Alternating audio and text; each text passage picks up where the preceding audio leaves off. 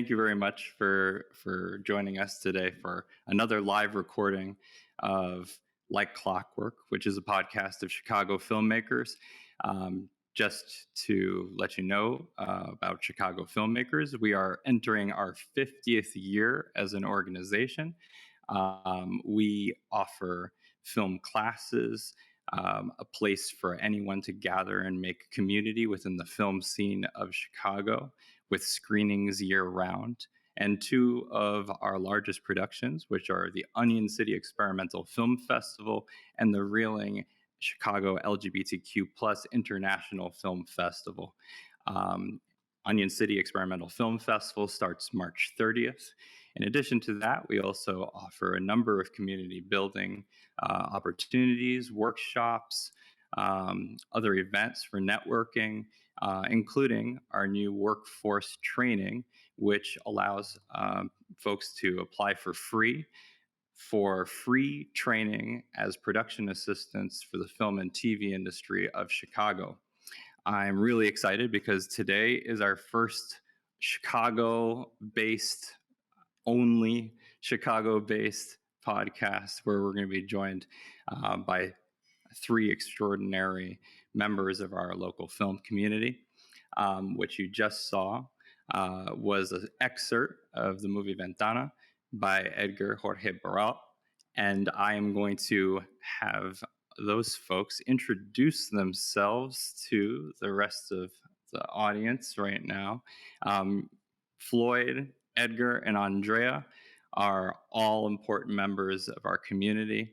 And we're going to go around clockwise, have them introduce themselves, and then we will begin by having each one of our guests introduce a topic that drives their practice, their thinking, that affects their work. And first, I'm going to start with you, Floyd. Could you give a little bit of an introduction to yourself and what you do here in Chicago? My name is Floyd Webb. You can get me at floydwebb.com. I am a filmmaker, programmer, curator, digital derelict. I've been doing film programming and working as a film producer for because I came to Chicago Filmmakers. You know, I started it here at Chicago Filmmakers.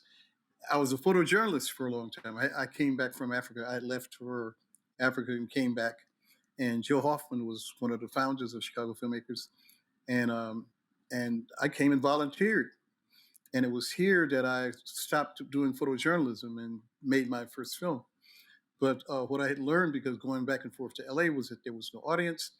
And well, they told me that there was no audience. So I kind of made it after meeting Billy Woodbury and all those guys, you know, that were at UCLA at that time, I decided to create a forum to present that work here in Chicago, and that was a Blacklight Film Festival. So that's where I start. I can tell you more later. Thank you very much, Edgar.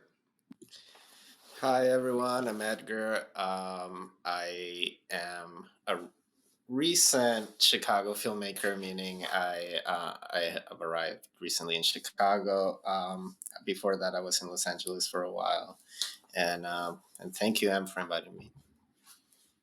Absolutely. And then Andrea. Hi, I'm Andrea. I'm born and raised in Mexico City. I came to Chicago to go to the Art Institute when I was 18.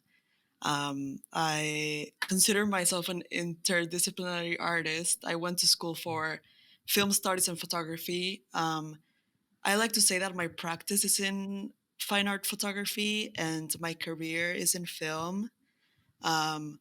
I'm like new to the film programming world. I started as an intern at the Chicago International Film Festival, and shout out to them, love them. And just it felt like I found my purpose in the film world, and now I'm the programming manager at the Chicago Latino Film Festival. And yeah, thank you for having me. Absolutely. Thank you, all three of you. It's extraordinary to be able to speak with you. And whether or not you have a long history with Chicago filmmakers like Floyd does, going back decades, or you're just a new part of our community, it is an absolute honor to be able to bring you on this program. I am M. Woods. I will say, starting now, as a disclaimer, that anything that I say is of my own opinion and does not necessarily represent the opinion of Chicago filmmakers. Now, that being said, I'm going to put the spotlight on Edgar, who's going to discuss the work that we actually, the topic that drives his practice that may or may not relate to the work that we just saw, which I decided to begin the program with that because of the beautiful music, but also the way in which the ventana, the window, opens up to a terrain that beautifully juxtaposes to the sky. And I thought of the way in which our existential spaces are sort of being viewed today through a ventana as well. And with no further ado, Edgar.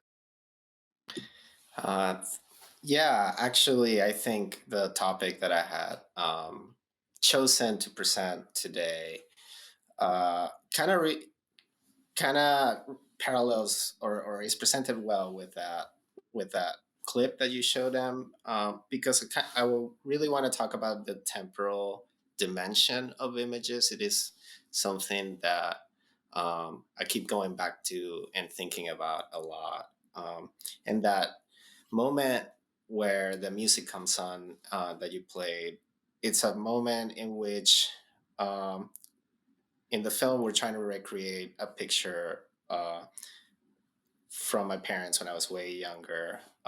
And so there is a kind of duality of time when that moment comes up.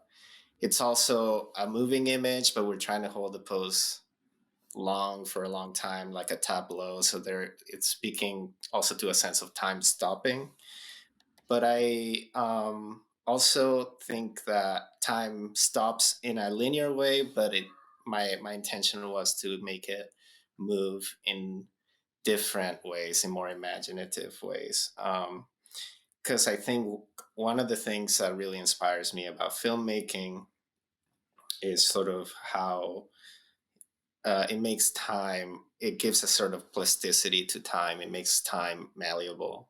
And then it also allows it to be layered rather than this kind of linearity, which is, uh, sort of reinforced every day by a sense of, productivity, by a sense of the work day, by a sense of, uh, just like the capitalist reality that we live in. So a different way in which we engage with time can break that sort of division of time, or that like way in which we relate to it through a more in relation to our labor, right? So yeah, I wanted to talk about the temporal dimension of images and how images, in particular film images, can still sort of live on throughout time, through long periods of time. How something that was shot or recorded, many decades ago in the 1930s or in the 1940s, can speak to us about our time, and also how we can look at it from our time and understand it differently than it was perhaps understood then. I think one of the gifts that cinema provides us with is that sense um, of equality between images in a way, or at least in theory, that the same screen will show two images the same way. And so an image from 1919 will play right next to an image that was shot this morning in the same screen. And uh, we're able to jump, travel through time in a way, perhaps in a more it's a type of soft time travel, right? But we are so changed by this relationship to to that to that relationship towards the temporal by cinema, but after a century of cinema, and now, even more so, we're constantly surrounded by images from all periods of time, right? And that has created all other kinds of problems on its own. But I think it's easy to forget how those images have a life of their own and a mutability of their own, and how their context changes in time, um, can also gives it new life, newfound life, throughout, our decades. And to me, that's something that's really inspiring, not only as a filmmaker, but also, as a viewer, or as someone that tries to engage uh, with film images. And you know and I use film in the broad sense of the word, right? But with moving images, with audio, with the audio visual, um, in a as someone who tries to engage with that seriously, right, and try to understand how much it shapes our perception. So, um, yeah, I think that is an important aspect that I bring into my work. And also, of course, when we talk about time, uh, it inevitably brings up memory. And I think memory is important not only at an individual level, which of course it like completely shapes how we approach and react so much of the present moment, but also memory has a kind of political dimension to it as well, because I recently screened Chile Obstinate Memory, the Patricia Guzman film essay in my class, and it was just so evident about the how the act of remembering carries a lot of a political um, charge to it, especially after decades of a policy of forgetting, which is what had happened in Chile during the dictatorship. So, and I don't know if you haven't seen the film, it's a movie in which Patricia Guzman, who had been in exile during the Pinochet dictatorship in Chile, comes back um, after Pinochet was after that government was had collapsed, and he comes back, and then he started showing his seminal documentary, The Battle of Chile, who he had done during the last years of the Salvador Allende presidency, and then and then soon after the coup that Pinochet did. And as he screens that film, many younger people uh, hadn't, you know, understood the significance of that moment, right? And so for them, they had remembered it very differently, and then it had been distorted through this policy of forgetting that the next 2 decades brought about.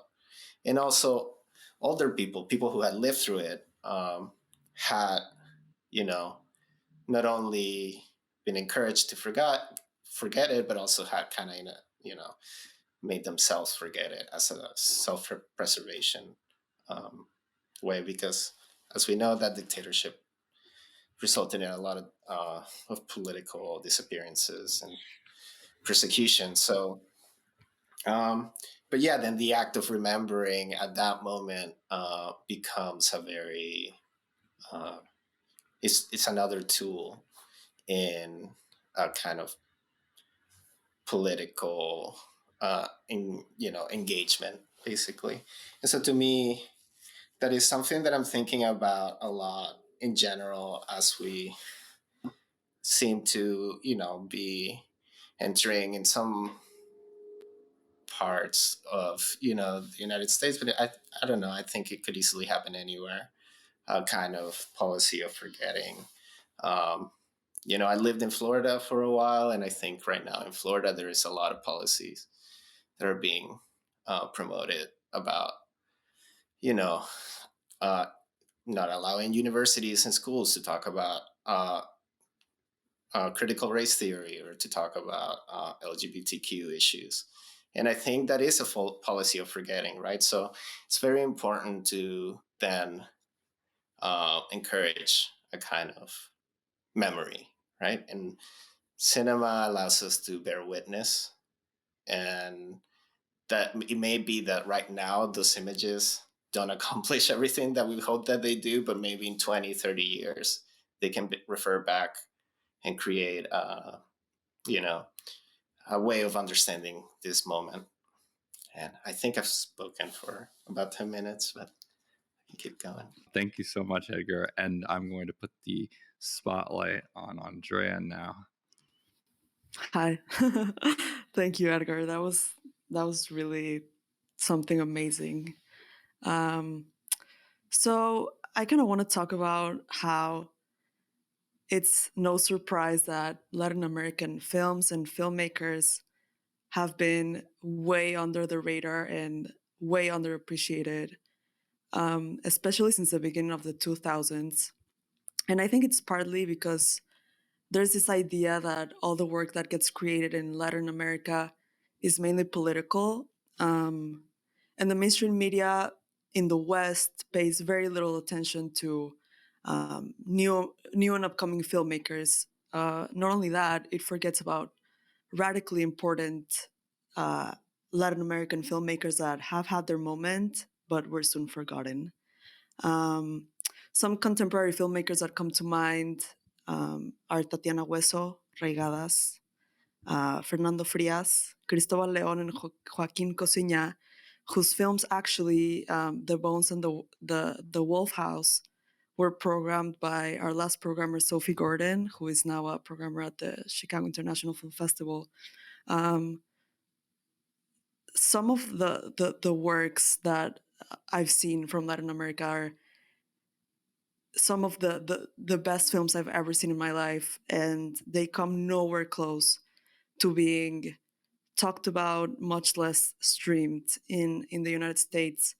Um, Obviously, it's way more noticeable since I came here. It's in all my film classes in SAIC.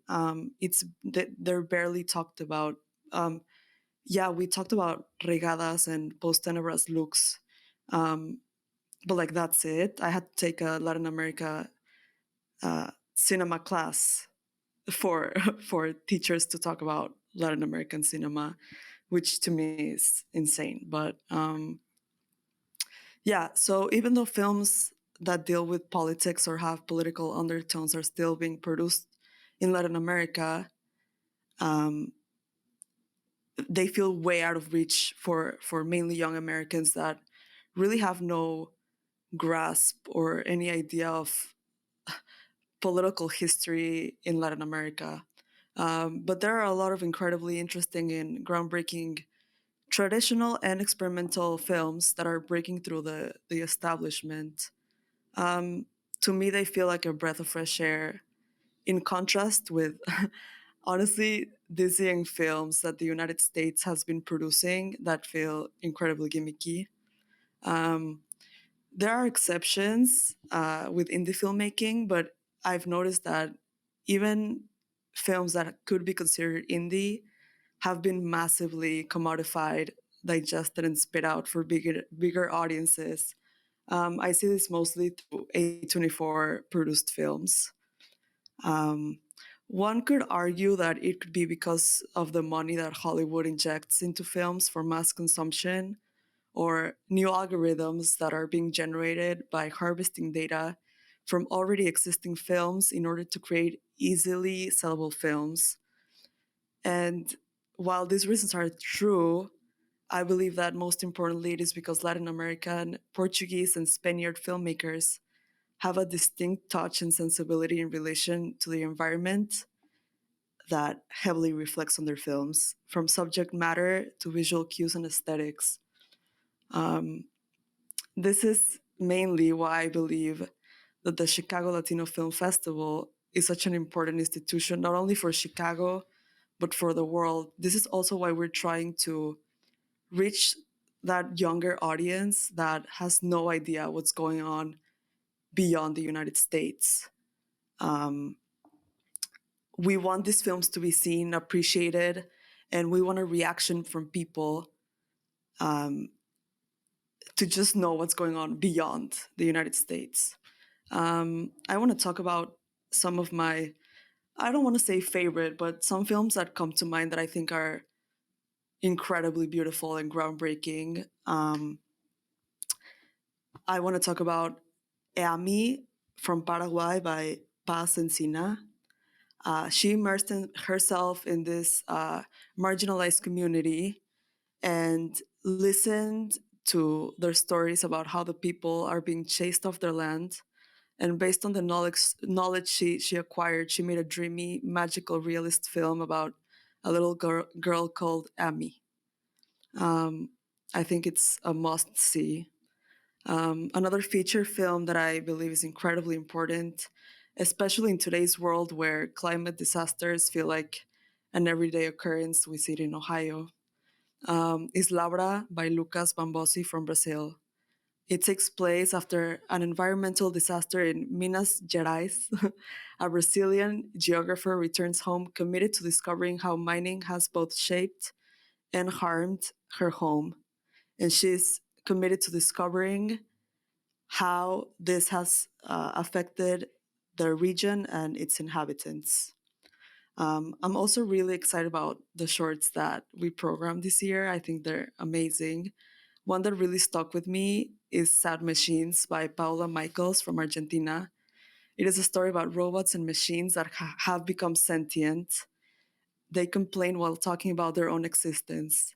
They question who they are and what they're doing, doubting whether they belong in the environment they inhabit. I think this is a current topic that everyone is talking about, especially with the sudden invasion of artificial intelligence in our everyday life. And lastly, I really want to talk about a short film from Mexico by Luciana Herrera called Agustina. It's a story about a girl that discovers that the trip to the moon that her teacher had promised her is only imaginary, and she becomes devastated. A conflict develops in her own country, and Agustina has to find her own way to face reality. These are just a few examples of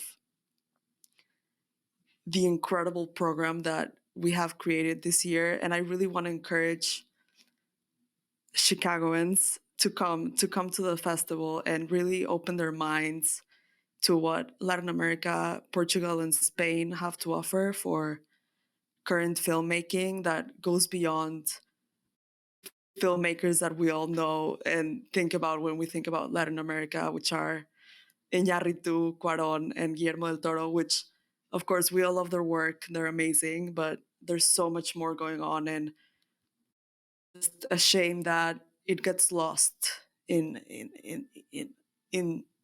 everything. Curators, critics, cinephiles, they don't talk about these movies. They don't showcase these movies, and it's such a shame because it's such amazing work. Um, I don't think I made it to the 10 minutes, but that's me. And I'm going to actually now pass it over to Floyd. And after that, we're going to engage in our roundtable discussion. So, Floyd, you're up. Yeah, continuity. That's what I want to talk about. At the age I'm at now, it's like a lot of things I didn't appreciate, a lot of victories, a lot of accomplishments we had I didn't appreciate.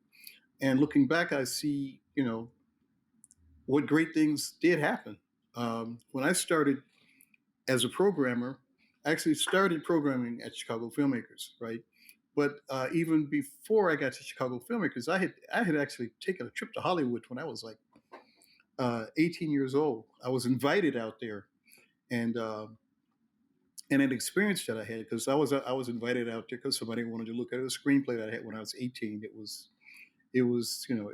kind of bogus, and I met this guy, a film editor who he had worked with Shirley Clark and a lot of the New York experimental and independent filmmakers, and he was nominated for Academy Award for a film called Midnight Cowboy, I don't know if anybody's ever heard of it, but I got to talking to him, and I said, "What are you going to do now that you got this Academy Award?" Now he says, "I'm going to make a film." This is at the tail end of the blaxploitation period when those films were actually dying, um, and he. I shouldn't say they were dying. They were. It was actually in its heyday. He made a film called Melinda. He says, "I'm going to take that money. I'm going to go back to Trinidad, where he was from, and start a film school." And that's what Hugh Robertson actually did. He made that film Melinda and went back. And I said, "Well, why are you going to do that?" He said, "Hollywood is the place you come to pick up a check." He says, "You don't come here looking to do anything if you haven't done anything already, right? Because you'll end up caught up in this rat race that's pretty much for the mass number of people. It ain't going nowhere." And I thought about that when I left LA and came back. I mean, I had 3 tumultuous days, but no, 4 days in LA, of 3 of which I was stuck in a hotel room on Sunset Boulevard, right? So I was like, what the hell is this? And that kind of made my mind up to actually go to Europe. And when I came back from Europe and Africa, that's when I met Joe Hoffman, came to Chicago Filmmakers, and I had an experience with the community film workshop. They did a film aesthetics course on Wednesday nights, and you had to see 8 of these had to come to see 8 of these films in order to qualify and have a discussion about those films to qualify for their film course, which was free at the time. And I got like an education in cinema. I was a photographer. I love cinema, but I got an education in cinema by going to that 8-week program. When I got to Chicago Filmmakers as a projectionist, then I was encouraged to do programming. And my meeting, I started meeting people. I met all the people from the LA Rebellion, who were then just students, but we didn't have an outlet for this work. There were no outlets for this work. If it wasn't some sort of blaxploitation film, it wasn't being seen. These films were being shown in, like we showed Killer of Sheep when it came out. Joe Hoffman found the film. I was out of the country when he showed it, and he told me about Charles and showed me the film, and that's what got me curious. And when I met all of these guys, I wanted to create a platform, an exhibition platform, and also to build an audience, because when I was out in LA, that was another thing I heard. There are no audiences for Black films. But these are people that are ahistorical. They didn't know the history of Black film, because Black film is commercial Black film was basically born in the city of Chicago in 1910 by a guy by the name of William Foster, who worked for Chicago Defender. And on 31st and 29th and State Street, there was a theater called the Pekin Theater, which was a vaudevillian theater, and they showed movies. And he started his film studio out of that. And Oscar Michaud came here. So all of this, I'm learning all of this history, right? And I'm getting a notion and getting an idea of how I can use the festival in order to raise consciousness about Black cinema, about an independent, about a significant independent Black cinema, right? My festival, we got criticized because I wouldn't just show anything that came out. I also come out of the Black liberation movement and the Black arts movement, right?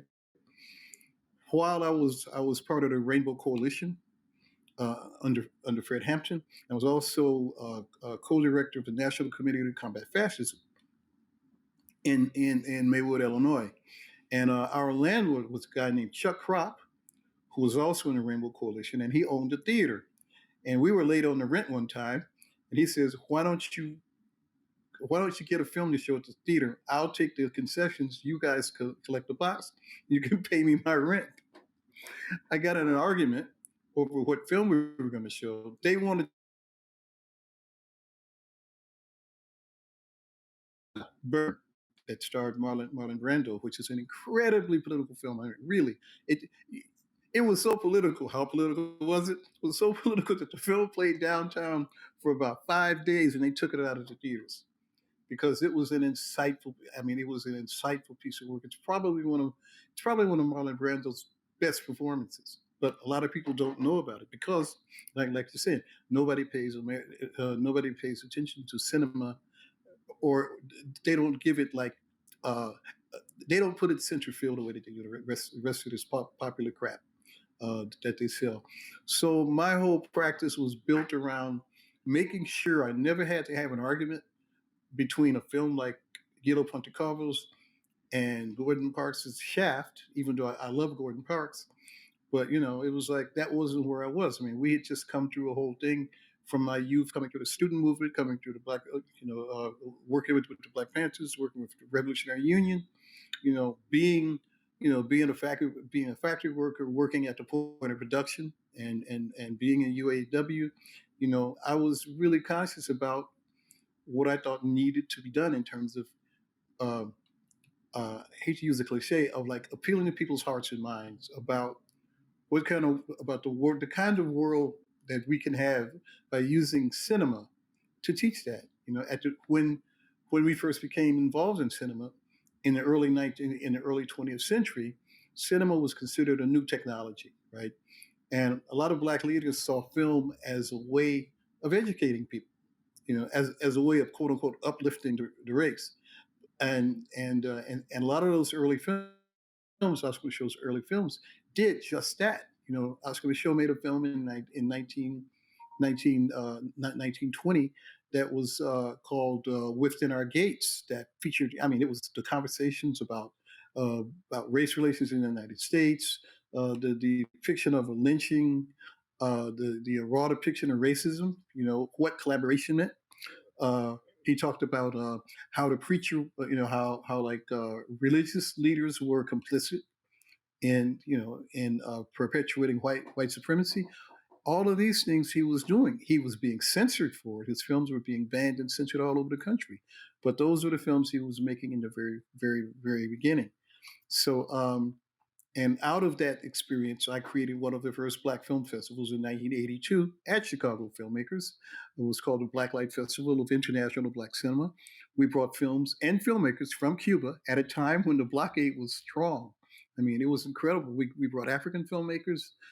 Um, we brought filmmakers from England, and from France. Black filmmakers from all over the place.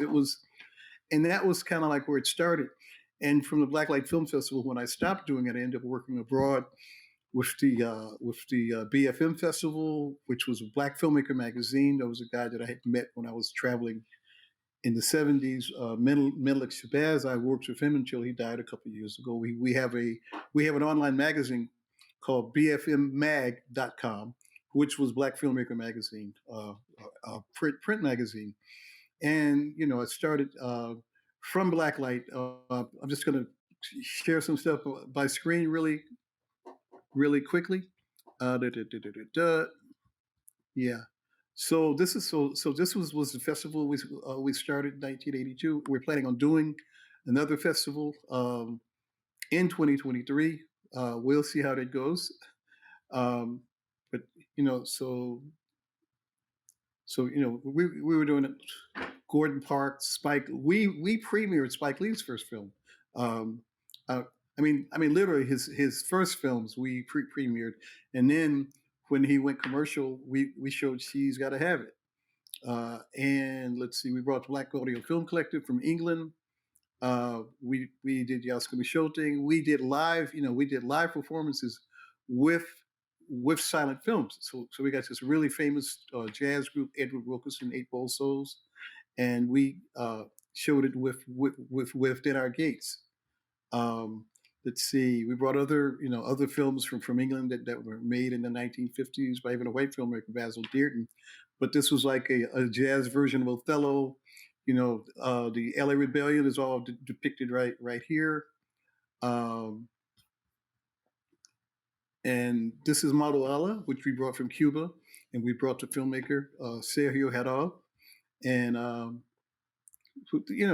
we did some incredible things. Out of that, what I've ended up doing is when I came back from from being away for a while, I was asked to do another screening series.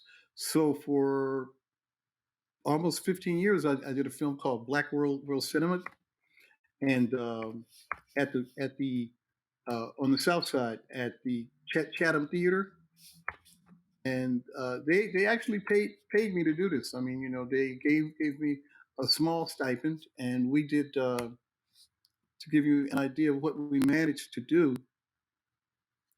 um, out, yeah. So that's the last thing. But like, this is what we were doing. We were doing this type of thing, you know. Chameleon Street. I don't know if you guys have seen that. You should. It's on video. It's been restored. Um, we've shown, we do retrospective of like work from the 30s and 40s. Um, and just this is what we would do every month at the theater. I really didn't want to do a festival anymore because my God, the amount of work you put into it, I would rather do it once a month. And I was able to find some great films in it, and being able to quantify, because we're being at a regular theater, I was able to see how many people came, and they also let me see how much money was made at the concession stand, because the manager was a good person, and that's something that I refer to all the time.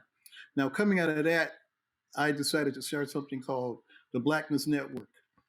Right. So, continuing with Chicago Filmmakers, we did a black actors in foreign cinema last year, um, and I ended up starting a streaming channel. Right. So now we've got we've got a streaming channel where we are bringing in works from all over the world. You'll see things on blackness.tv. It's only $3.99 a month. Um, and I mean, I'm putting all kinds of films. I'm especially doing original works, right? One of the films we showed here last year is we're now making a documentary. There was a film we showed called let's see, where is it? My God. Okay, I won't show it to you now because I'm over my 10 minutes. So, but anyway, let's just stop there because I know I've said a lot. I've shown you a lot, and you can always go to blackworldcinema.net, or go to blackness blackness.tv, or go to blackworldcinema.net, and you can see what's going on, or go to floydwebb.com. Floyd, thank you so much. I have the difficult process now of essentially tying together everything that we just went through and heard, because there's so much amazing. Lucky you. Lucky you. I've already been tripping up over my words today, just because honestly, there's a lot that's going on, and in terms of everybody's presentations, actually, there's so much that's overlapping. It's essentially this roundtable part of the discussion where we are allowed to essentially piggyback off of each other's topics, and then to continue the conversation. I find that this is just going to be a continuation, essentially, of what we've just been talking about. Now, I do want to bring it back to Edgar's original proposition too, which is about that engagement of time in cinema, and what we see in terms of the cinematic image. There's a political, say, characteristic of cinema that, although absolutely what Andrea is saying is true, that Latino cinema essentially gets tied into a cinema that's only of politics, potentially, or only of the big three Mexican filmmakers that you were talking about. But in essence, though, cinema is also still a very political medium. The screen itself is political. Last night, I went to the final screening in the series of film center events that Lynn Sachs had been showing. There were two, her feature film earlier in the week, and then yesterday Lynn Sachs showed a collection of short films, and in one of the short films, you'll have to forgive me because I forget the poet that she's quoting, But the poet essentially, paraphrasing, says, I'm essentially not interested in the power plays, but I'm interested in the power to show you something. And that power to show one something is actually the exact thing that exists within the screen, what screen you're showing on, what audience you're capable of attracting to that screen, and then also just the juxtaposition of the image itself. What Edgar is also getting at is essentially that the time itself has been commodified. The very much kind of taking it back to the Guy Debord idea that the time itself, the construct, has been turned into a work clock, particularly so as to force one to the capitalist ideas. And when thinking about this, I'm also then drawn, of course, by Andrea and Floyd, who are talking about what hopefully is actually occurring. One, the archive of time, Chicago Filmmakers being an archive of time, 50 years of this organization, what it has meant politically speaking, what Andrea's work is at the Chicago Latino Film Festival, how that is changing the nature of cinema and our explorations of what it is to say put on Latino film festivals, and what Floyd has done over time as well, Blacklight, showing the different, say, expansive visions of both Black and Latino filmmakers. I'm Latino myself. And not to go into something that's necessarily too personal, but my mother is from Costa Rica. My mother immigrated here when she was 5 years old. My grandmother worked in Long Island for 40 years cleaning houses, and had come from a situation in which she didn't have floors in her home. She grew up with 8 siblings in total poverty. My grandfather from Ambato, Ecuador, and there's YMIM Woods. Well, Woods is not even my birth name. That is an adopted last name. But my birth name is still that of my biological father, who I don't know. There's much to the perspective of and the being of passing. And my daughter also knows that experience because she is passing and also Black and Latina. There's a difference, though, that I know, the white privilege of my life, for instance, when I've seen it, or the absence of it, to speak of the experience of my grandmother, my grandfather, my mother, what they've had to go through and the work that they've had to do in their life. But then there's also the thing is, like, I make Latino cinema, but at the same time, because of my name, potentially because of my appearance, I don't think that my cinema is identified as what I am, is Latino. And then I also make hip hop cinema. And at the root of hip hop, there is something that's formed, that's insurgent, that's radical, that's avant-garde, that informs everything that I do. The use of the sample, for instance, is one way to confound that time that, Edgar, you're talking about as well, in the sense that one can take the shred of that which already exists.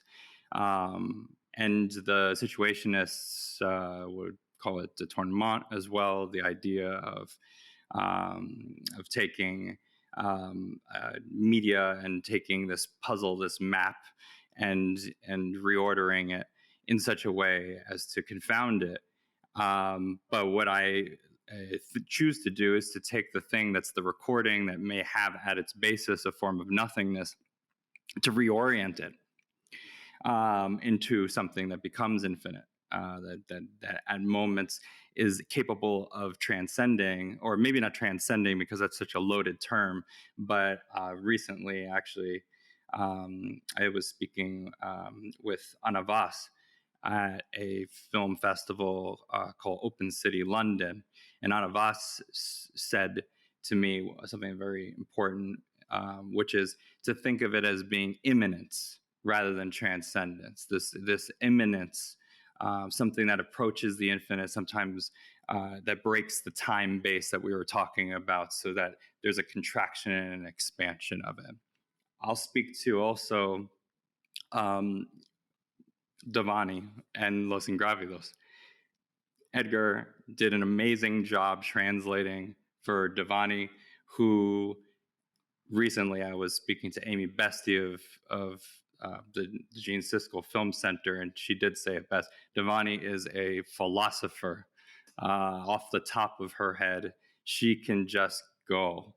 And Los Ingrávidos' work is a work of trance cinema. What is the trance but a way of congealing time and breaking that time base, what I've referred to as a sort of fascistic 24 frames per second or whatever it might be, in the right hands. Actually, that 24 frames per second does not exist. And in fact, the time around the experience of watching it does not exist. With that being said, I do also want to tie it back to what Floyd and Andrea did. And Floyd, like I think we've spoken about before, it was Bamboozled by Spike Lee, one of my two formative films. My own formative philosophical consciousness is the autobiography of Malcolm X, and so I had the pleasure of talking to Spike Lee once leaving NYU's building, and he was nice enough to take a route with me. We talked about how we were both on a sort of path that led us to not just the use of the song or the use of the term, but the idea of Burn Hollywood Burn, and what that means to us.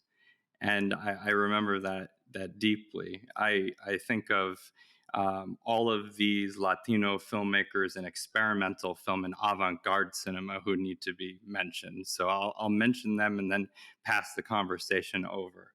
But to start with, I do always have to thank my mi hermana in Mexico City, Gisela Guzman. Guzman basically and I and another filmmaker, friend of ours, Xiao Lu, in Berlin, started an avant-garde organization that now has over 800 filmmakers called Agitate. And Gisela basically has been doing independent screenings, working as essentially a catalyst within a community, continually bringing more people in and radicalizing consciousness through cinema. I also want to speak to the following folks. So Monica Delgado, Jose Sarmiento, who run Desist Film, Franci Duran in Canada, but Franci is, speaking of the diaspora and her work, I'll just mention Portuguese cinema. Miguel Gomez, like, has always been somebody who really has woken me up with his work.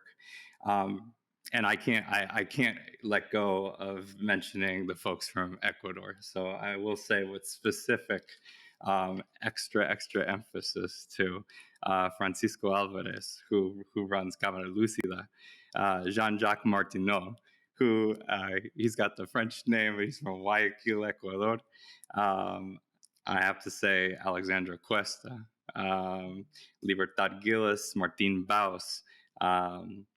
Those folks are like my Ecuadorian family, my film family, and have gave me a chance, not only by showing my work there and going and visiting, but of meeting me and my grandparents and recognizing my deep love for my own diaspora and Ecuador, where we come from, to be accepted into a film family. with that being said, I also wanted to speak of some other folks who really deserve mentioning: Elena Duque, Sebastian Jimenez Galindo, Sarah Suarez, Irving Gamboa over here in Chicago as well, Brian Ojeda. And I know I'm forgetting more folks, Monica Sabrion in España. These are some of the folks who are really like making some of the biggest impact within a field that's not necessarily thought of, or not necessarily ever given a spotlight, which is avant-garde and experimental film, but without whom the scene would be really minus a number of radical folks. And Pantalla Rota too. I could go on, but once I was hearing your both of you speak, and especially speak of the love for fellow filmmakers and of bringing up their triumphs, I thought of all of these folks and what they do for our community. So it's an extreme pleasure to be able to open up the conversation that way, and I pass it on to you all.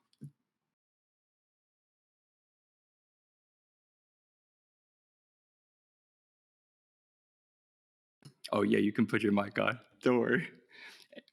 So who's going first? That's a lot, man. I don't know. That's a long preamble, man.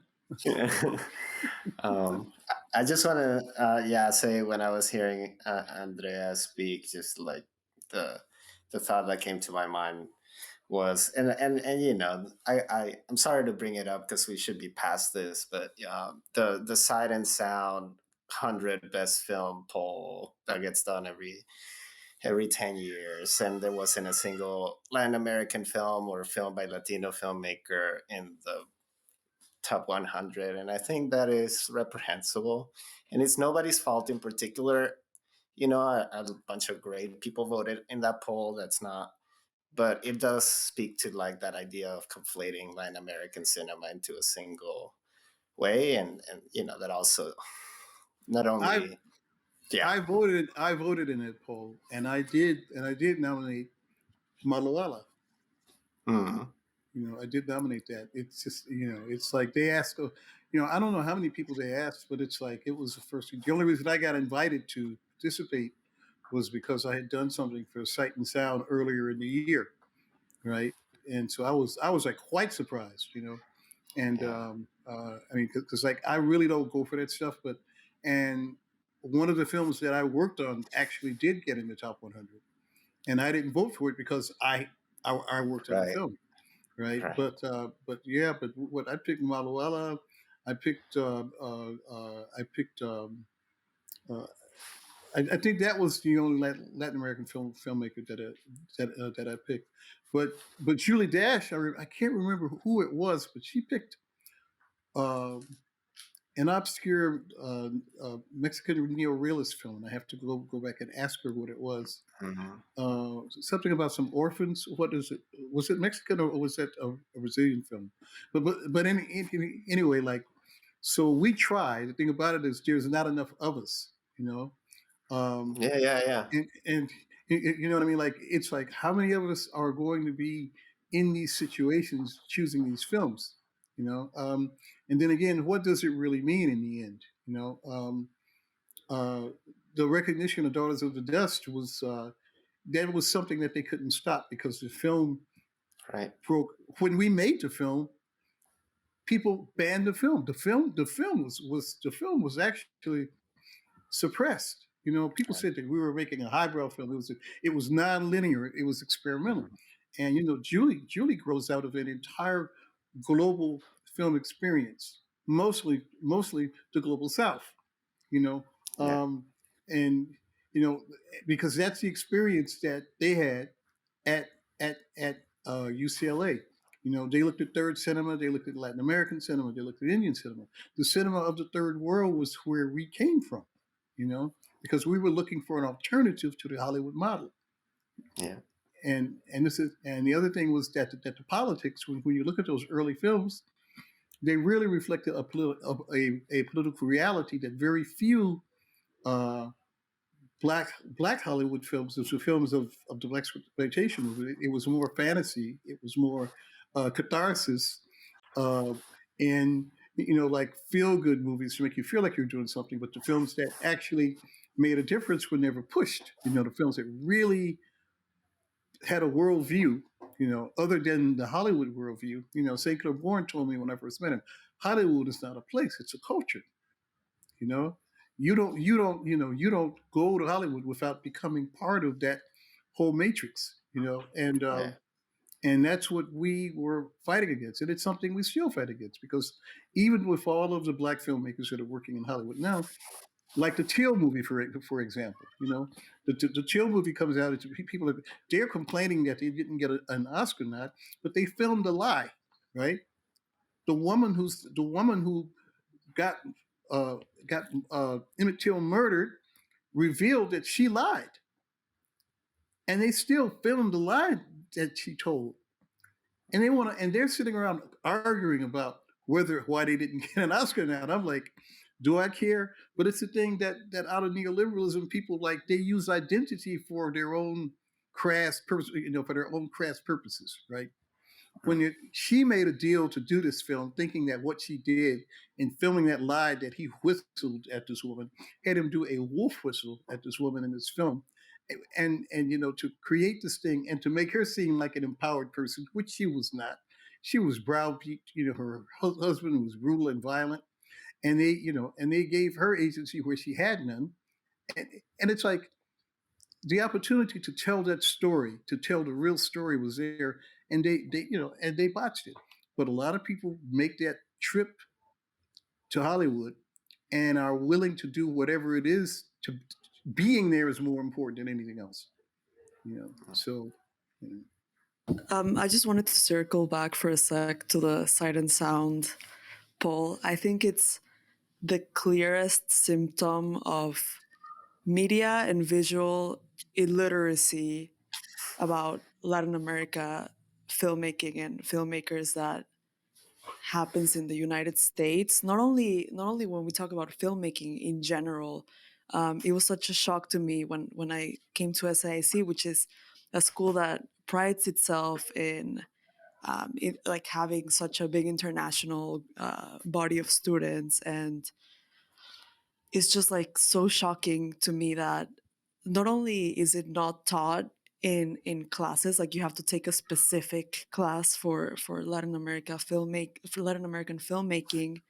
It's just that people don't know what's going on. Like even in that class, the conversations that went on when we were discussing the films were so, I don't know how else to say it, but westernized and like so uneducated, and it just seems that people don't really know what's going on. And we're like downstairs, like it's not, we're not another continent. It's just really shocking to me. And yeah, sight and sound is just like one of the symptoms of a bigger problem that's going on with the education. And I don't know. Remember, Sight and Sound is a British publication, so it's colonial. You know what I mean? The whole presence, it's entirely a colonial. The whole British Film Institute thing. This is new. You know, they I wonder what they have in their what in terms of Latin American cinema they've got in their archive. During the time I was living in England, I don't think I saw anything other than like any Latin American directors that I didn't see any Latin American directors that were working in Hollywood.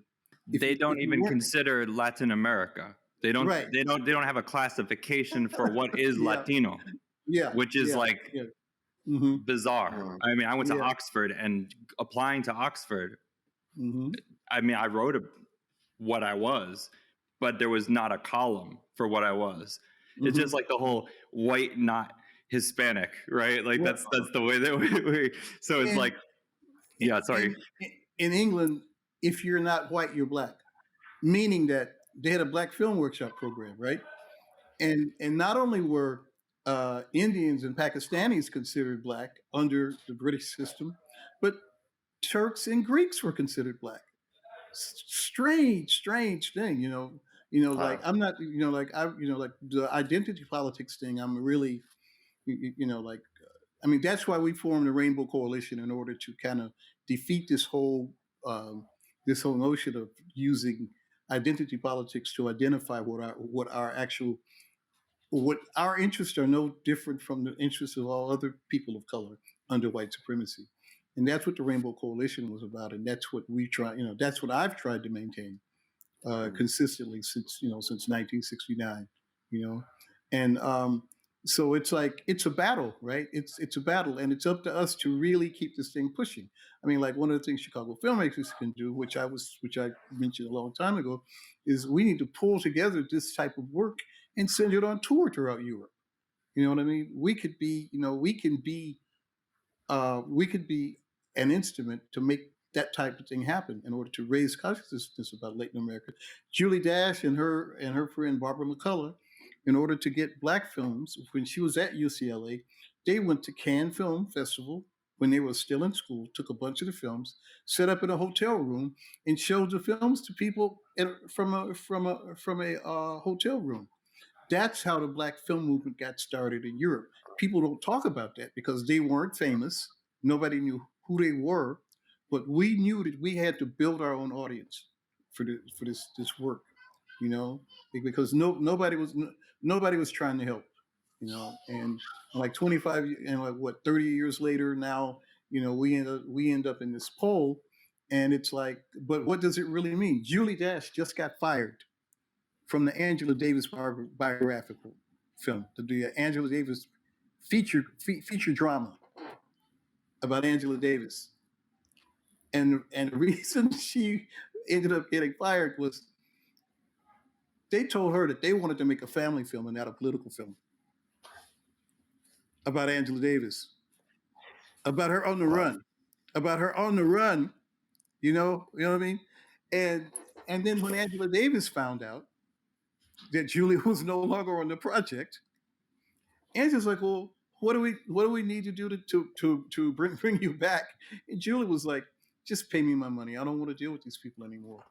Because Mm. Julie because Julie is committed to making the kind of films she wants to make, and she doesn't want to compromise with these people. They've always considered her a troublemaker. They've always considered her difficult to work with, because she has her own individual, she's got her own vision of what a quote unquote black film should be like, and that film can.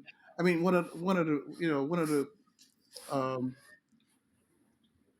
I mean, she's just really worked hard. She's really worked hard, and and here we are 40 years later, and she's still struggling Yeah. to work in Hollywood. Luckily she's working at a university and she doesn't have to worry about it. She's got an endowed chair, so she's not dependent upon them. So she doesn't have to do just anything that they put across to her. Yeah. But it's like, it hasn't really changed. To have a cinema of our own, we're going to have to make cinema of our own. Yeah. The whole reason that I'm doing the streaming channel is to have an alternative network, you know. And I'm already planning my first original feature documentary, which is about a film. It's a film about a film that was made in 1959 in in Japan about two half Japanese, or they're children of American occupation. They're half African American. They're being raised by their grandmother in a small village. It's a dramatic film, but it's based on the real experience of the two kids Mm. that are in the film. We went out, we showed the film at Chicago Filmmakers, and I found out that film had never been shown in America. I looked high and low; it's never been seen because at the time that the film was made, miscegenation was illegal. Mixed marriages were illegal in 1959 still. When these kids were being born, it was hard to get them placed or even get them adopted because they would be mixed race, and so very few of those that were born were actually brought here. But so we found these two people that ended up staying in Japan because the film made in '59 answers a question: what do you do with these new entries of these people who this like I mean, there were like maybe 200,000. Nobody really knows. There were maybe, they say it was between 20,000 and 200,000 occupation babies born, right? And no one knows what happened to a lot of them, but the majority of them did not make it here. So we look at so we look at two people that have lived there. They're like 70, what they're like 70, 72 and 70. I'm sorry, they're 74 and 79, right? And they've grown up there, and that's something that's coming out of Chicago filmmakers. I mean, like, like there's ways of making things work. There's ways of making a significant impact, So Can I jump in really quick? Yeah, something that you mentioned just kind of resonated with me, this idea of creating audiences, right? Because I think a lot of the times when you make films that are either experimental or from the periphery, if you want to, label it, I think a lot of the times you get asked like, what is the audience for your film? And I think that is something that I consider more and more is this idea of rejecting this notion of a target audience, which is already like a super commercial notion, but also the fact that when we make films, when we program them, when we are involved, we are creating a new audience, right? So we're always looking at the possibility of new engaged people or changing people, right? Rather than like making something predetermined for a specific viewer that is not going to change. It's just going to consume your work, right? One thing I learned when I first started doing Blacklight, because we were in the street, we were like, we made an actual, we did a program. We printed 20,000 newspapers that had all of the films for the festival. And we didn't depend on the newspapers or anything. So we went into the community. We had 20,000. We dropped them off in barbershops, pool halls, beauty parlors, barbecue joints. We put it into the community. And what I found out is that most people didn't go to the movies because there was nothing there for them to see, right? It's like there are more people. I found out that there are more people that don't go to the movies than it is that do go to the movies because they don't find anything. And that's what. And in our first 5 or 6 years, this is what we were getting. We were getting like incredible audiences for the small spaces we had. We had lines around the corner. We did extra screenings when people would show up. We would have 50 people too many for the screening room, and we would see how many want to stay around, and people would hang around for the next screening, and sometimes word of mouth would go out, and we would have to do even a midnight screening because this work was so rare and nobody had seen work like this before that spoke to them in the way in which they saw it. So building that audience and building a sophisticated audience, like an example of, so we built this sophisticated audience, right? And I started being approached by like Hollywood people to do test screenings. And one of the people who did contact me wasn't a Hollywood. Well, he had a Hollywood company, but his name was Chris Blackwell. He ran Island Records, and he was the one who broke. He broke reggae and ska music in England. He broke Bob Marley. He had a film called Good to Go about go-go music in Washington D.C. And he wanted us to do a test because he says I'm not sure about this film, so can we test it with your audience? So I brought my audience came to see the film.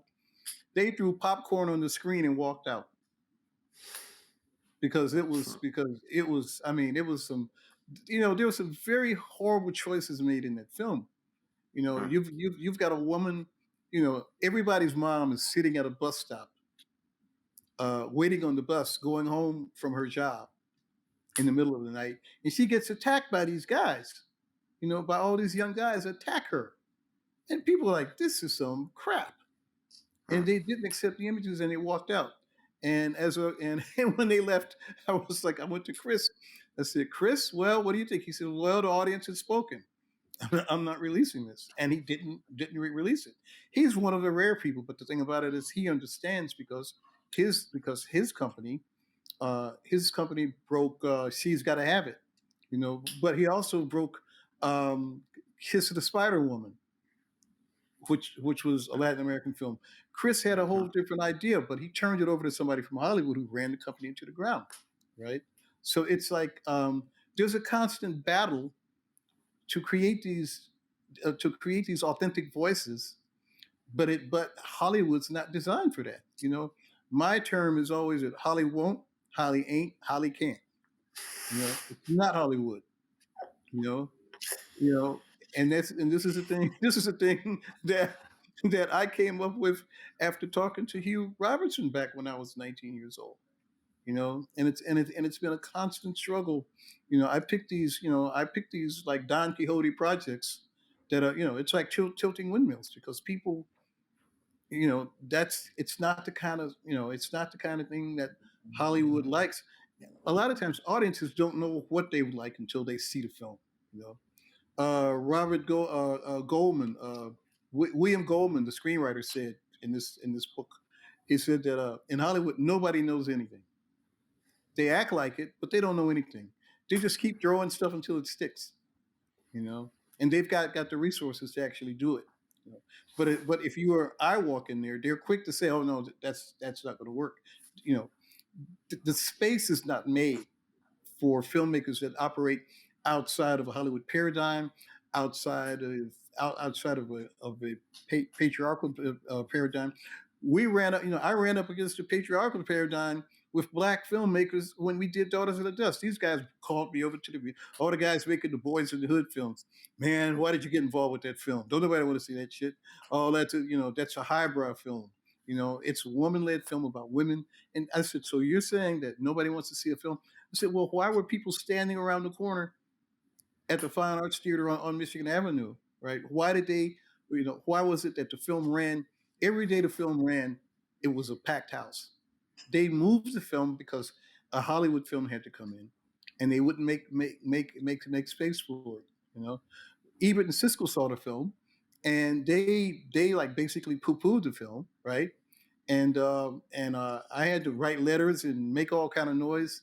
And I was like, dude, you guys need to go see this film in the theater, not in your little isolated spot up at a screening room someplace. You need to see this film with an audience in order to understand what it is that you're dealing with. This is a film that, this film is hitting people on a level that you cannot even imagine. I showed a film at Blacklight one time, one of Haile Sharima's films.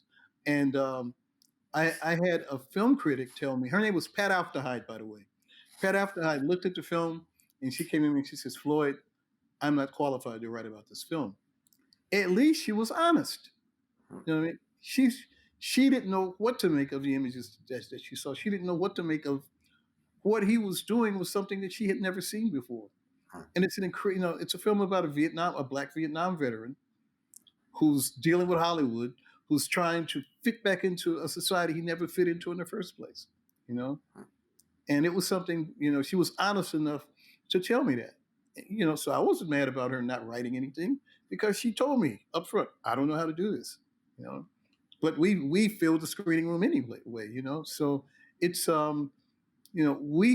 there's work we have to do in order to make our presence felt, and to find that grassroots audience that we need. Because like I've always said, I don't need everybody to see my films. I need an audience of, even for the streaming channel, I just need an audience of like 100,000 around the world. 100,000 people that will pay that $3.99 a month, right? And we have our own studio. So because I'm sick of waiting on these people. I think it's what you were just saying too is, Hollywood is a place where actually, and Edgar, you can speak to Los Angeles a bit too, maybe Not from that much Hollywood. not that much Hollywood, right? Hollywood never let me in, but it was like I was always working kind of like tangentially around it. And it's a place where you fake it till you make it, but some people are not able to do that. Some people are not given the the license to fake it till they make it. That is a particular sort of like strategy or technique that it really mainly, of course, establishes that white patriarchy that continues to hold ground within Hollywood, and then anybody who kind of like say conforms to that line of thinking.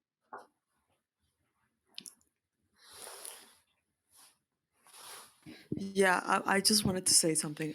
We're talking Hollywood, but I feel like obviously Hollywood is still like the big institution and this whole thing, but I feel like um, mass consume media and especially social media has reached audiences in such a specific way that has created this sort of illusion of individualism in especially young people, that they stop gravitating towards like established filmmakers and like highly popular Hollywood films, and they've like migrated into indie films and like aesthetic and all this like what Floyd was saying about identity politics. And that's why I was saying how A24 started as like, oh, you watch A24 films, oh, you're cool, you know what's up, you know. And now it's turned into this like, it's the same, it's like it's made in such an obvious uh it's so obvious who they're trying to reach and what they're doing that it just feels so gimmicky again.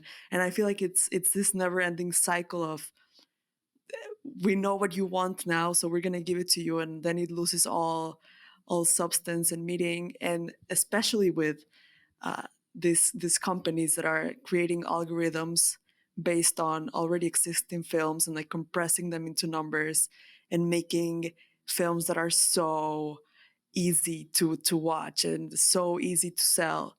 And I just think it's crazy how, like, for example, you go on TikTok and you see like the 10 best indie films, and it's like 10 A24 films, and it's like, oh, like people are just they want to be different. They've been fed this idea that being different is so important, and stepping outside of the box is so important, and they've taken like film, like that's why 1804 is making merch, because then you can buy all this like visual cues to make people believe that you're into something higher than than what everyone else is consuming, but you are that everyone else. So I just think it's very interesting how I'm just very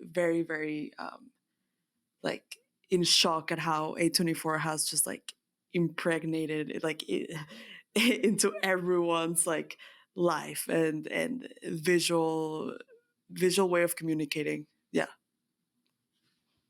I'm curious what y'all think about this.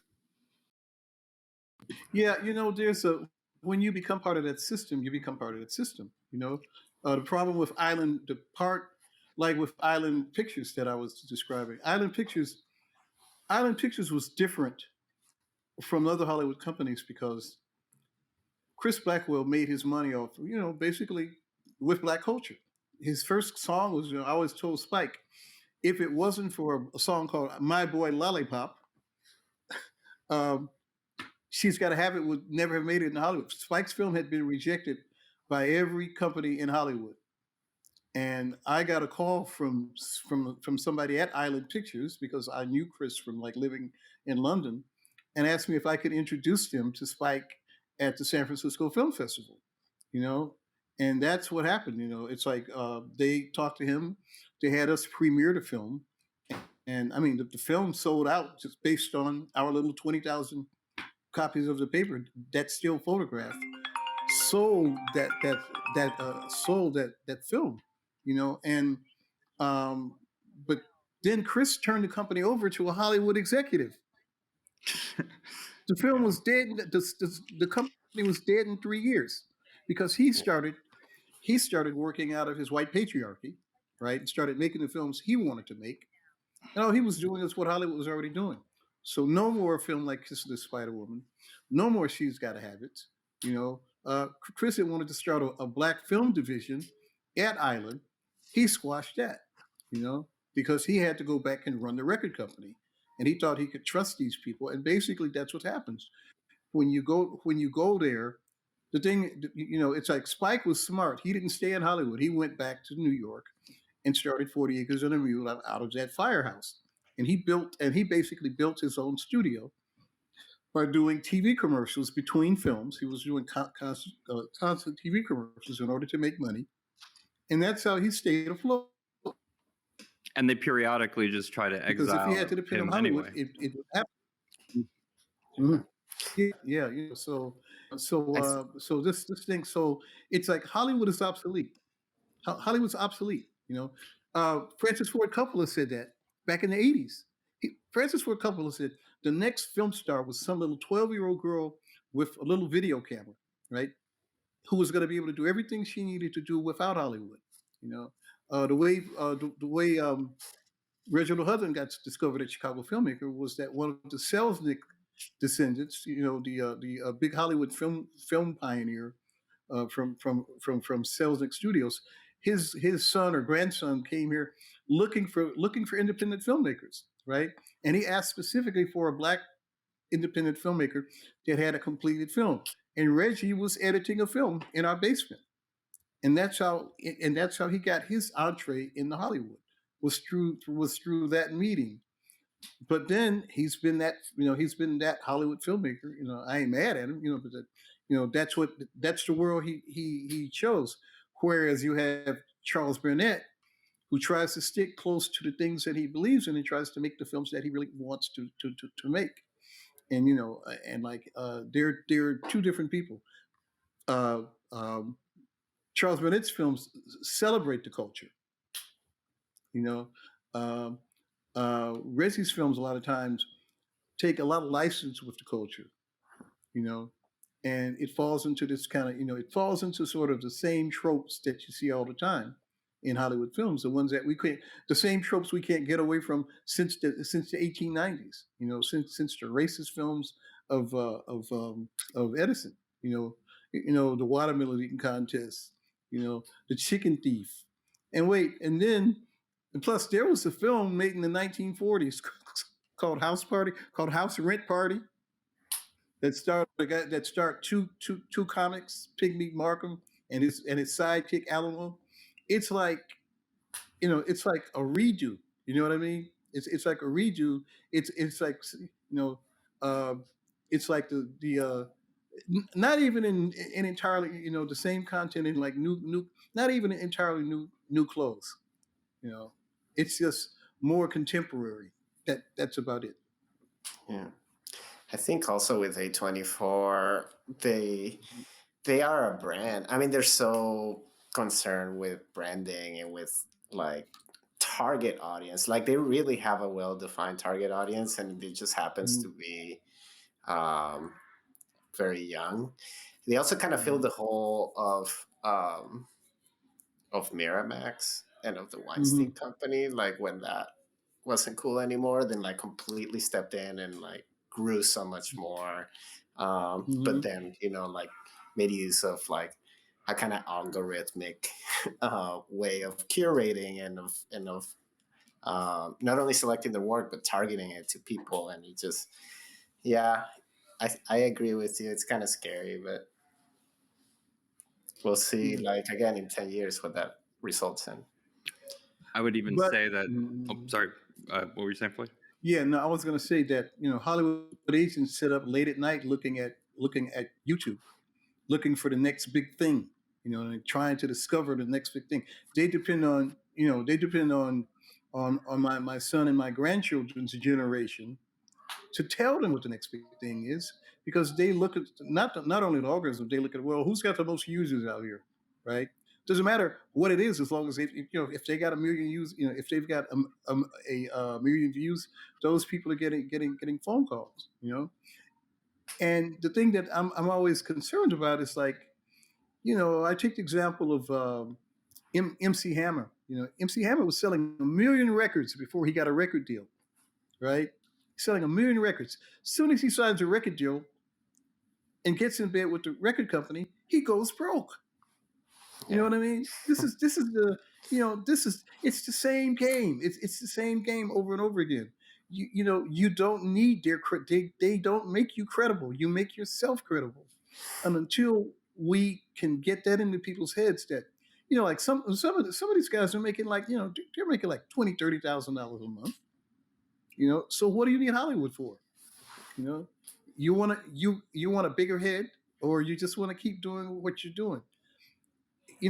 It's the like I would say, somebody said one time, Hollywood is the destroyer of worlds. Like burn Hollywood, burn.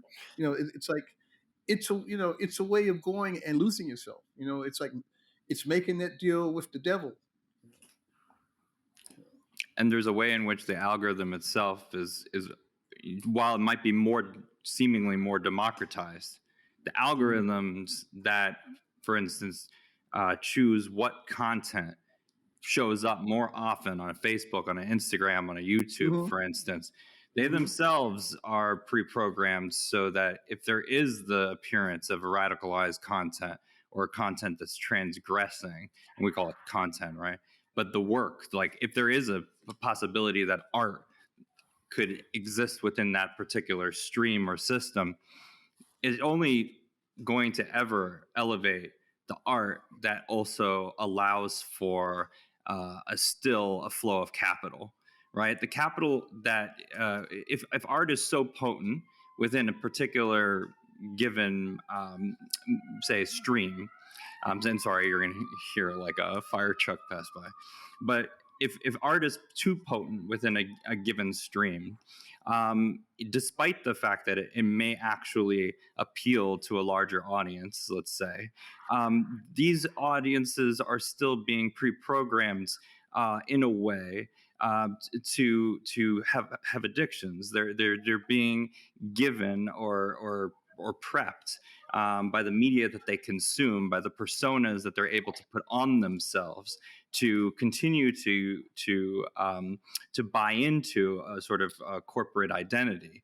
Now, that corporate identity, as you were talking about, Andrea, could be A24, but A24 is just almost like the post-hipster version of what an independent movie would be, right? And what was hipsterism, but really an acceptance of the fact that, oh, Obama's president, therefore we've received, or we've reached a sort of neoliberal utopia. Therefore, the sort of radicalism is not required. Any sort of counterculture can just be a costume that doesn't counter anything at all. And in that sense, we have A24 or other, let's say, false indie labels that also buy their way into things like Sundance, Telluride, whatever the other large film festival might be, for the sake of spreading a sort of celebrity, right?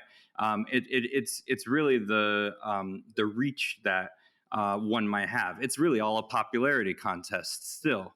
And popularity contests are built upon, yes, systems of white supremacy, yes, systems of misogyny, of bigotry, but they're also built on something like a je ne sais,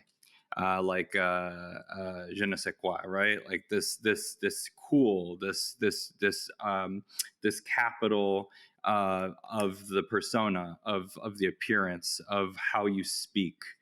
And those are all things that we say traffic in without knowing what it is that those things do, or the inherent power that those things have. I think that A24 is like maybe both an example of, yes, an answer to an algorithmic viewing audience, but I also think it's about filmmakers who have found the right way, or not the right way, their way of achieving a sort of power within hierarchies that are all defined by cliques. And it's not as though any of these curators or programmers are actually going out and trying to find new talent. It is that they know somebody who knows somebody who knows somebody. And I won't say very much on this side of things, but certain, let's say, academic institutions operate in that way, and their sway upon the larger film industry, or even along their sway on the art house film industry, or the small micro cinemas, for instance, or film festivals, for that matter, all unconsciously show that they like to support their own existing networks of people, right? They're not going to stray from that, and they're not going to also admit it, because who wants to admit that they actually are practicing the same level of nepotism that occurs on this Hollywood level? Hollywood is the spectacular form of what is actually an embedded hyperreal navigation of power systems, so as to control expression, to control an environment.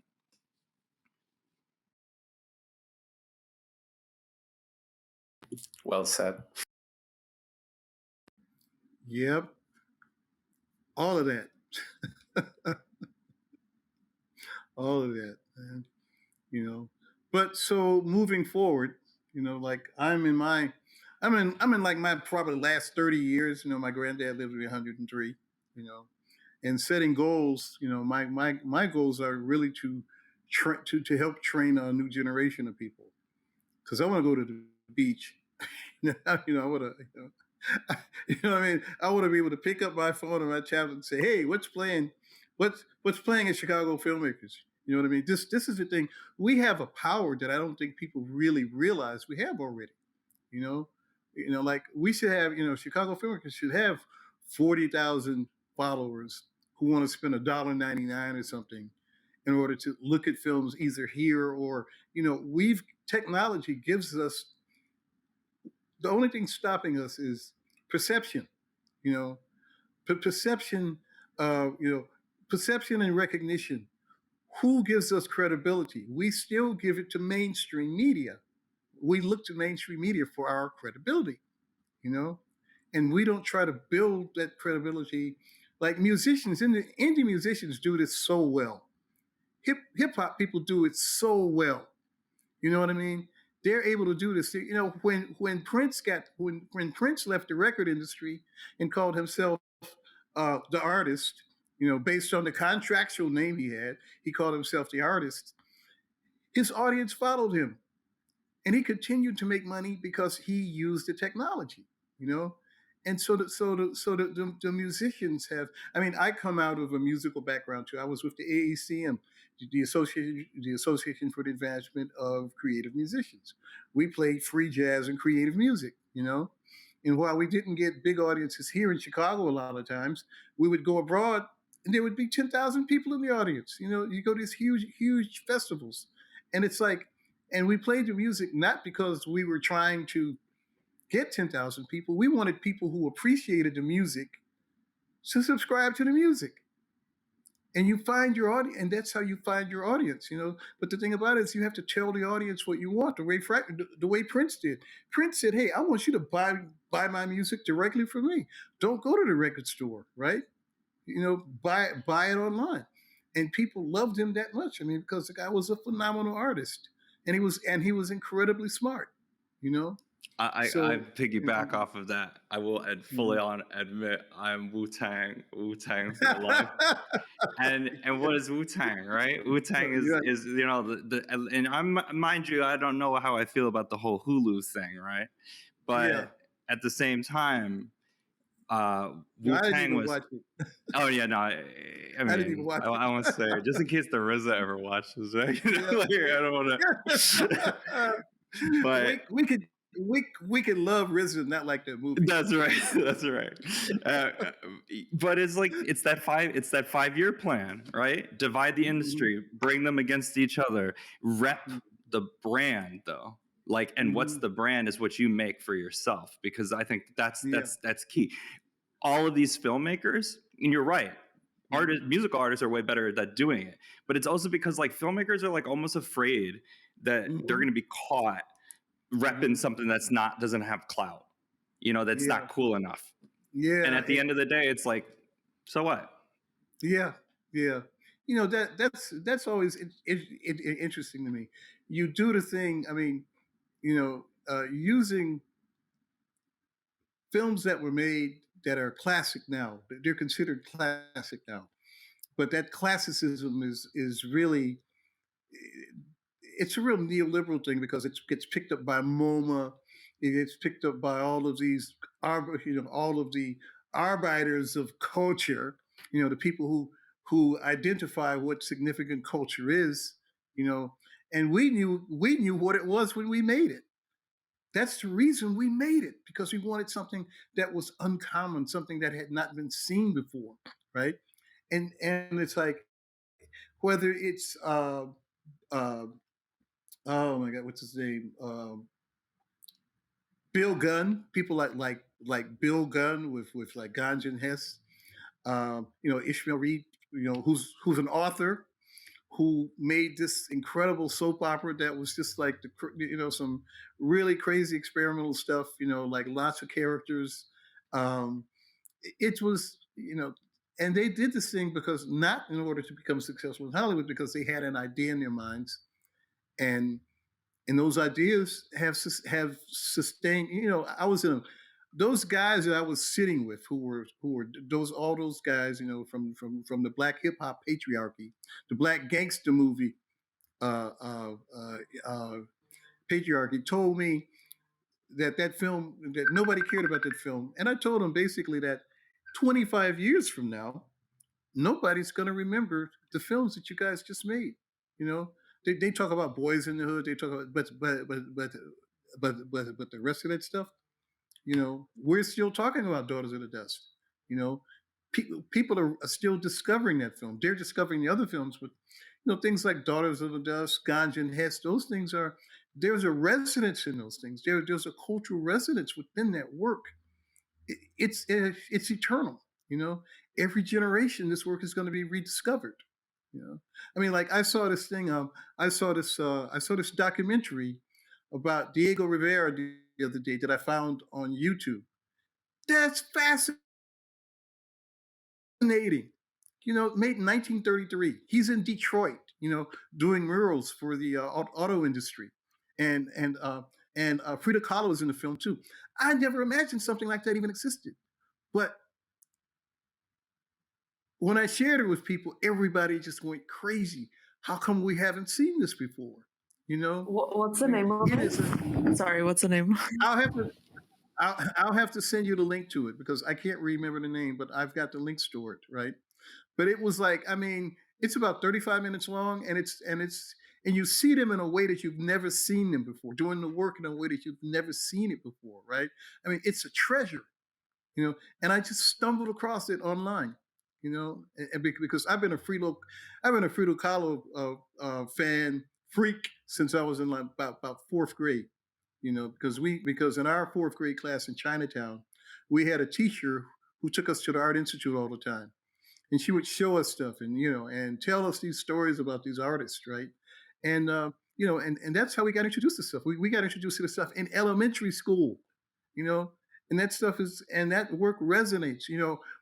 There's still nobody like her. Nobody like her has been. Nobody like Diego Rivera. Nobody like Charlie White, who's really come along. It's like different. But when you look at the students of like Charlie White and Diego Rivera, what you get is Kerry James Marshall.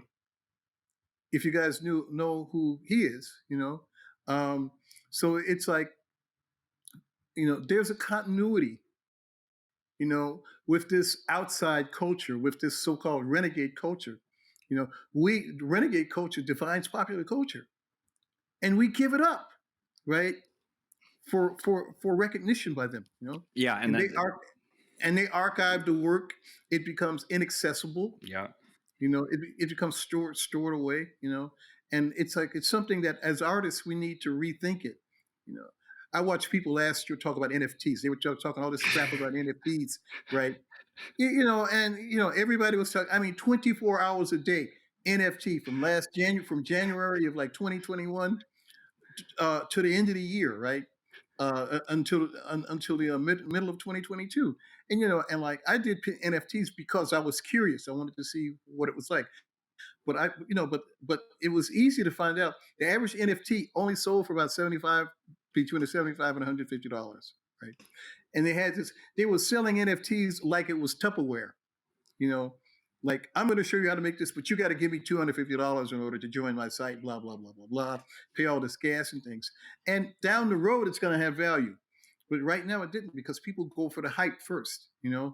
Like, my thing was, okay, go on, get involved, make your own stuff, and then down the road, figure out how you're going to do it. And what I found out is I can't sell an NFT for $20,000. I have to build a following first, right? I have to do what I normally have to do. I have to take my films, take my work, do like pop up gallery screenings, take all my video screens out, and show the work on the video screens, and make and make posters available. Because the thing that got me was, how am I going to sell a digital image and people don't get a? I said, how are they going to display it? Oh, they have to get a video screen. I said, who's going to buy a video screen for their art? And what does that cost, right? It's like you literally had to make it yourself, right?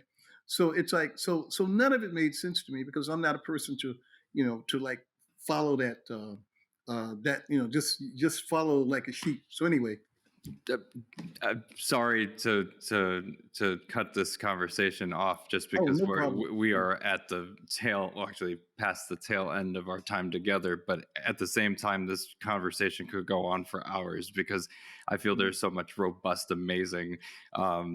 Well, and it's also to wrap it up. It's everything that should be streamed out, right? It's all of the expression that we wish that we could probably hear on a regular basis, and that's kept out of a lot of programming. I'm going to have everybody go through. I'll start with you, Edgar, and just say one thing in summation, and then I'll have Andrea and Floyd as well, and then I'm going to abruptly cut off our stream. But thank you all. One thing in summation, I mean, I think one thing that could come in to my mind is just like the possibility of a future, right? Like trying, we gather images and they come from the past, right? But like, how do we conjure up a future out of them and out of the context in which we show them? I think that's where conviction comes in, whatever conviction may be. And I think it's really hard to envision a future right now for many reasons, and I think that's like our little or our kind of fool's errand. But it's if there's any future for cinema, it also has to be a future for the world, So that's where I'm at. I want to say, first off, thank you so much for having us. This has been amazing, so revelatory, and such an incredible opportunity. If I can just say one thing, I hope we can change the relationship between young Americans, or just Americans in general, to Latino filmmakers and films. And I hope you all and everyone that's listening can come to the festival and see for yourselves what amazing work is being made. So thank you. And Floyd, please have the final word on this, and then I am going to bid you all adieu. Oh, I got to get your mic on again. Yeah, I just had a friend from Tokyo send me a text. We've got the ability to reach a global marketplace, and this is what we need to be focused on, building this global marketplace for the work that we do. We don't need everybody. We need enough people to be sustainable, So that's all I got to say. We need to, we all need to look at this in a different kind of way about how we want our work to be shown, how we want it to be exhibited, and how we can create our own credibility. Couldn't have said it better myself. And with that being said, bye-bye.